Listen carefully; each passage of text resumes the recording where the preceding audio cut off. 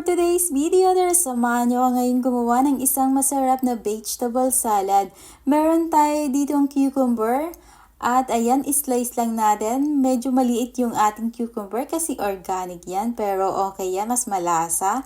At pagkatapos nating slice, meron tayo ditong white onion. Pero kung may red onion kayo, pwedeng-pwede yung ilagay dito. Samahan din natin ng garlic. Masarap yung fresh ang ilagay dito para mas malasa talaga.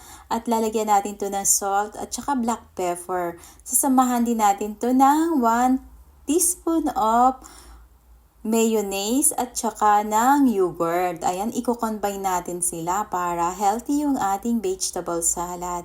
First time ko tong ginawa pero nagustuhan ko talaga yung lasa nito. Dagdagan natin ng konting vinegar. Masarap yung combination nito na may vinegar. At sasamahan din natin to ng konting honey. Masarap kasi medyo may tamis-tamis ng konti. Kasi yung yogurt ay medyo maasim. Kaya yan, samahan natin ng honey para perfect na perfect yung ating cucumber salad. I-try nyo to kung mahilig kayo. Perfect na perfect to para sa inyo. Samahan din natin to ng cracker. Ayan, partner na partner to sa ating vegetable salad.